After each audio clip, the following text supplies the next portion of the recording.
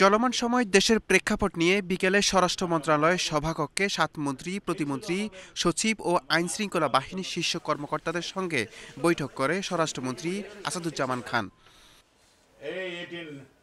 দীর্ঘ কয়েক ঘণ্টা বৈঠক শেষে স্বরাষ্ট্রমন্ত্রী বলেন, দেশের পরিস্থিতি ধীরে ধীরে স্বাভাবিক হচ্ছে। তাই বুধবার থেকে শনিবার পর্যন্ত সকাল ৭টা থেকে রাত ৮টা পর্যন্ত কারফিউ শিথিল থাকবে। সারা বাংলাদেশেই পরিস্থিতি ধীরে ধীরে স্বাভাবিক হয়ে আসছে এবং স্বাভাবিক হয়ে যাওয়ার কারণেই আমরা আমাদের যে সন্দেহ আইন যেটা আমাদের ছিল সেইটাও আমরা আরও কিছু পরিবর্তন করার আমরা সিদ্ধান্ত নিয়েছি। আমরা আগামী বুধবার হতে শনিবার পর্যন্ত সকাল ৭টা হতে রাত ৮টা পর্যন্ত সন্ধ্যা আইন কিংবা কারফিউ শিথিল থাকবে। আমি আপনাদের মাধ্যমে সবাইকে অনুরোধ করব, সবাই যেন এই সন্ধ্যা আইনটি মেনে চলেন।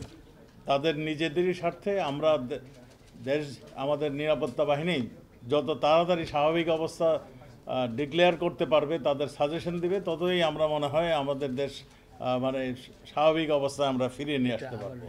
এ সময় গণমাধ্যমের প্রশ্নের জবাবে শিক্ষামন্ত্রী বলেন, যারা নিরপরাধ শিক্ষার্থী তাদের কোনো ধরনের হেস্তনেস্ত করা হবে না।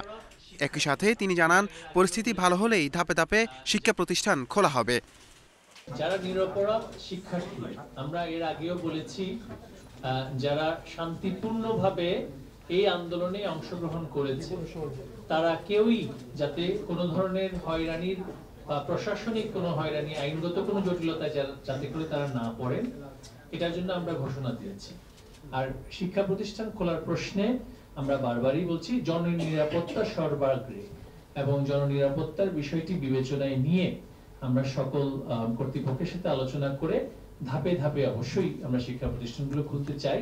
এর আগে আইনমন্ত্রী আনিসুল হক বলেন, বুধবার নির্বাহী আদেশে জামায়াত শিবিরকে নিষিদ্ধ করা হবে।